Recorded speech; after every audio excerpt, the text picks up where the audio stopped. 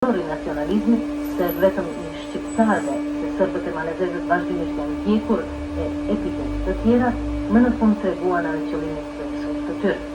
Universiteti i Prishtinës duhet mbyllur përkohësisht, por edhe kërkesa më e re e studentëve serbë e malezez duhet shpërndar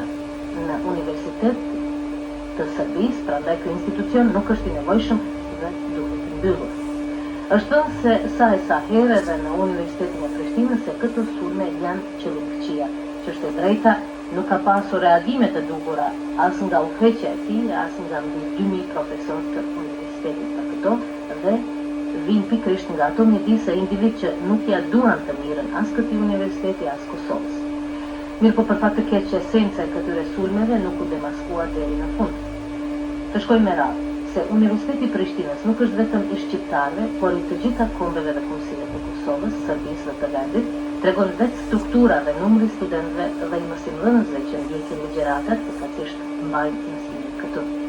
Ata që e lansojnë tezën se universiteti është vapër nacionalizmit dhe generator shpirtëror i nacionalizmit e terrorizmit shqiptar, si duket i kanë përzirë konceptet dhe afirmimin e Komisisë Shqiptare e identifikojnë me nacionalizmin, ose thënë më shkurt i pengon afirmimi të kësaj komisie.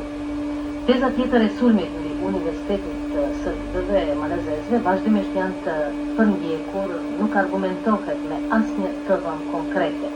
E vërtetë është se studentët serbë malezez kanë pasur përparësi viteve të fundit edhe në ndarje të konvikteve, edhe për bursa, ndërsa profesorët në ndarjen e banesave.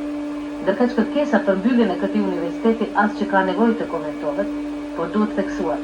Megjithatë se ajo është sulm dhe hyrje e vrasë ndaj 35.000 studentëve e mbi 2.200 profesorëve, ndaj mbi 50.000 të diplomuarve në këtë universitet dhe ndaj të gjitha kombeve e komisive të Kosovës dhe hyrje për zhvillimin e përgjithshëm të kësaj krahine socialiste autonome. Gjithsesi, më i zëshëm në këto sulme ishte dhe është përfaqësuesi i parë i lidhjes së komunizmit të këtij universiteti, Radivoje Paković, i cili nga fillimi i vitit të kaluar shkollor, një muaj të plot i organizoi studentët serbë malezez të bojkotojnë mësimin dhe i priu tubimit të tyre, në të cilin rast ata patën parashtruar edhe 13 kërkesa. Kërkesa e tij, që ishte edhe kërkesë e tubimit të studentëve serbë malezez se duhet që në politikën e kuadrove dhe të regjistrimit të hiqet qelsi nacional dhe të aplikohet pariteti, kur dihen rrethanat dhe kriteret në të cilat vepron ky universitet, të cilën e di mirë edhe Pakovići edhe bashkëndërtarët e tij, jo vetëm se është absurde, por edhe papranueshme. Kjo në radhë të parë, kur dihet se për Komisinë Shqiptare ky është i vetmi universitet në vend në të cilin mund të studiojnë në gjuhën anëtare shqiptare, jo vetëm të Kosovës, por të gjitha viseve të Jugosllavisë. Prandaj këtu, me dojë mos, duhet shtruar edhe një pyetje. Në emër të kujt flet Radivoje Paković, në emër të vet apo të organit në të cilin është në krye, e që prej themelimit të tij nuk e pa të udhës të mbajë asnjë mbledhje. Ndërkaq hapi për ndarjen e studentëve në konvikte mbi baza kombëtare është segregacion dhe nuk mund të arsjetoj askush, sepse me këtë nuk kontribuohet për afrimin dhe krijimin e frontit të përbashkët të cilin po e trumbetojnë të gjithë, e na thot mendja se nuk duhet kjo të jetë vetëm parolë. Që është e drejta dhe ky universitet ballafaqohet me probleme dhe studentët e mësimdhënësit në gjuhën serbokrate, por edhe ata në gjuhën shqipe. Mirë po duke hyer universitetin dhe njëri tjetrin, shkohet vetëm në çorsokak dhe krijohen probleme të reja.